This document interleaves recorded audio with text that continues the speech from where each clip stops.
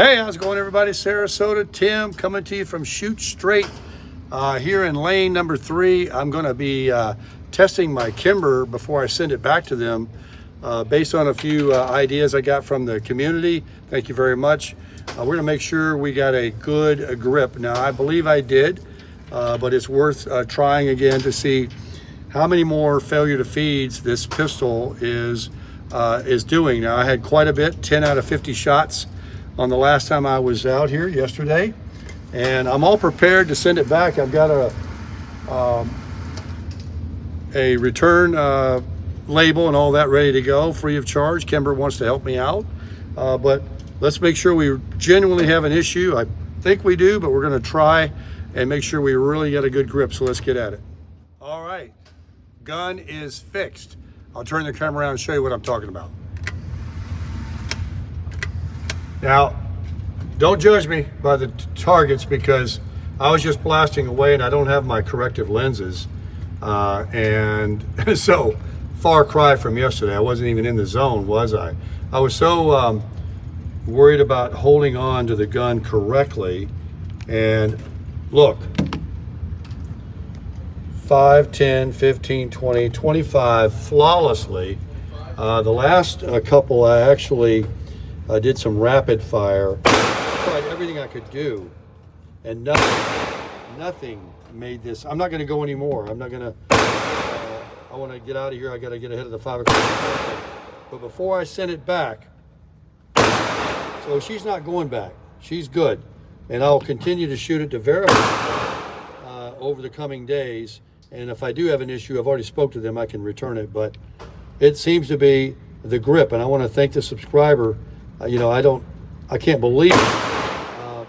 I'll show you later in a video how I was holding it that I was watching on one YouTube video.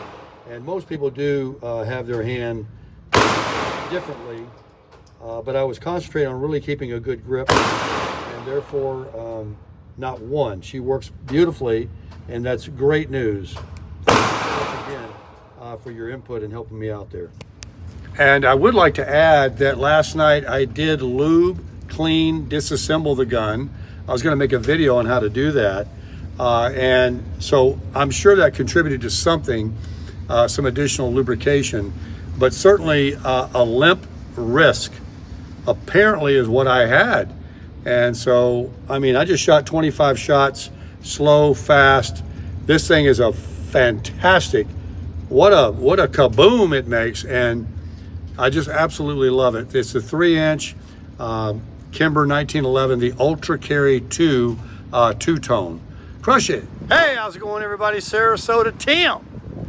I just had to make another follow-up video on the report of my firearm. I know I've been making a lot of gun videos lately, and it's just something I'm doing. I do what I do. So I just wanted to say thank you again. I was in the range. I had the safety glasses on. And I just want to say thank you again to everyone in the community that suggested ammo, different magazines, and I considered all of that. I really did. And then I called Kimber, and they're not going to argue with you. At least they just said, look, if two magazines of 7 bullets apiece give you an issue, then send it back to us. We'll take a look at it for you. So I thought that was excellent customer service from Kimber. So awesome on that. But of course, a lot of people have generated lots of rumors online and on the internet regarding Kimber. It could be another brand, about this one jamming and that one jamming, or failure to feed, they call it. And yeah, I think that there is a certain, if you want to focus on Springfield or some other brand and search for that, you might be able to find some issues with those too. So this whole thing about Kimber has a reputation. Kimber's got a reputation, all right, about being a darn good gun, a well-made gun with tight tolerances and beautifully designed, made in America. And so I go back in there, and what I wanted to share with you guys, we got a lot of sayings on this channel. When I was in the car business and sold Hondas back in the day, we were so now they were all made in Japan then. They didn't have any of the issues that they have experienced since then in the decades since, because all manufacturers, including Toyota, have had some issues. But we were so proud of them, and they were sold before they came to the lot. When the truck came in, all of them were already sold. People would leave us a deposit, kind of like what Toyota's doing, or Lexus is doing right now with the ES350. Quite a few of those cars, and they're $40,000, $50,000, $60,000 cars, are sold before they get to the dealership. So anyway, when people would come in that we would sell a Honda to and go to the service department because they didn't know how to operate something, or it wasn't working just right, or they didn't understand it and they thought something was wrong with the car, the first thing we would say, and we meant it as a joke, well, it ain't the car. In other words, it has to be you, because that car doesn't have any problems. And of course there were some, but very, very few. So it ain't the gun, it was me. I mean, I shot the 380, 50 rounds, and it doesn't have much recoil. It's a small gun. It didn't have one failure to feed. It's a great little firearm, the Smith & Wesson Bodyguard 2.0. And then I get to the KIMBER 1911 and 45 ACP, and that one goes pow, big time. And maybe, I don't know, used to holding the Smith & Wesson there just before that, or not used to a 45. I only shot it one box of ammo so far, and I did have failure to feeds. I think, and I want to try and demonstrate to you, but I just can't put my hand to show you. Maybe I can. Let me set this down. Here's a shopping cart over here. Hang on. I'll show you what was wrong, and I'm going to tell you what was wrong, because it ain't the gun. I'm so glad that I don't have to send it back in and worry about if it was corrected when it comes back. Let me show you. If I can get this in there. Man, oh man, I don't think so. Come on. It's not gonna work for me. There we go, maybe. All right, if I can do this quickly. I watched a YouTube video where they were training old military World War II guys how to hold a 1911 when it came out. I was learning about 1911s, and they showed holding the gun, open your palm and lay the gun like that. And that was kind of like a platform for you to like laying the gun on something. It was teaching, and I really believe that I'd been doing it wrong. Today, everyone holds the gun like this. You place this hand, this is holding the gun, the grip. They place their hand like that with the thumb running down the side of the gun, like that, right? Just like that. And this holds your hand from coming up. This wasn't allowing, I mean, I could probably train myself, but this is a lot easier to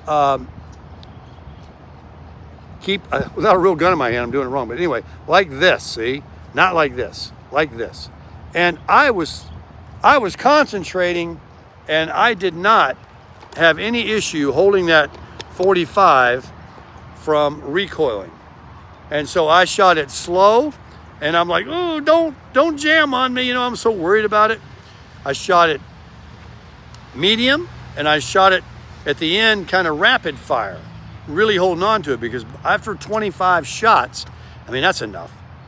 I'm going to go back tomorrow. I'm still going to, you know, I got 200 rounds. I've shot a box of 50, and I've shot 75 rounds of my new ammo purchase. And then I shot a box of 50 already. So it's had 125 go through it. And so now the numbers are coming down from the 10 failure to feeds. So again, I can't emphasize enough how much I appreciate the comment I received today, that the person actually took the time. They're a trainer in guns. They're I forgot what the comment was now. It was very well written, and I said, you know, Everybody tells you what to do. Everybody tells you get a magazine. And while I didn't ignore those and think this guy doesn't know what he's talking about, that's not what I'm saying, folks. Really, I'm not. Because, you know, you probably have more gun experience than I do. But I want to tell you this. That comment just made me think, or the good Lord made me think, go to the range before you go print that label, that return box label that Kimber sent me on an email, and just go try that, what he said. I didn't want to go buy another magazine. I didn't want to sell the gun. I didn't want to... These sirens all the time. It's just some moron that doesn't know how to drive. It's not an accident. It's a moron. So anyway, I'm so stoked that, and man, is it a blaster. Now, don't judge that target I showed you in my video, because I was just trying to put some lead down range, but I didn't have my my readers on that I'll wear under my safety glasses, and I wasn't even able to see. I mean, look, my left eye just had an operation. I couldn't even see the sight, and it was horrible. And that gun, you look at the other video, I tore the paper out of the middle of it. That gun is super accurate. So super stoked, love it. I might even get a 6-inch two-tone ultra carry full on 1911. That way I'll have a short one and a big one, because I already own the, and I'll show them to you guys, the 26 Glock and the 17 Glock, the duty size. And so I'll have a big one and a little one, a big brother and little brother of the 9mm Glocks, semi-automatic, and then I'll have two 45s. But I'm just talking right now. You guys know you can't believe a damn thing I say. So whether I'll procure a 45, 5-inch 1911, because somebody made a comment too that because of the 3-inch barrel is why they're having a problem with failure to feed, due to the quickness of the slide. And I'm not calling you, you know, that you don't know what you're talking about, but holding on to the firearm in the correct grip is what you need to do, and especially a 45. And I was incorrectly, I can only imagine if I hold the bodyguard that way. I was doing it with the bodyguard the other day too. I'll be a dead eye. But man, am I stoked about not having to send it back. And you know, I got a great deal. They did a price match on that from Sportsman's Warehouse. It's not local to me, but they do have a policy of price matching. So they price match it $150 less. It was advertised for, and not even in stock. And generally they want you to have a price that they'll match, has to be in stock and all that other stuff. And they overruled that and matched it for me, because I did purchase like 3 firearms recently. Very nice of Academy to do that for me. And then I had my credit card from Academy that gives you a discount of 5% on anything you buy forever. And then I had a coupon they sent me because I bought a firearm the week earlier of a 10% discount, not on shoes and kayaks, but on anything. And so I was able to save the price match plus 15%. I got that firearm for, it's embarrassing to tell you how cheap I got it. And for it to start having an issue or thinking about having to sell it or trade it for something else was kind of disenchanting. But now I am back to being totally stoked and crushing it.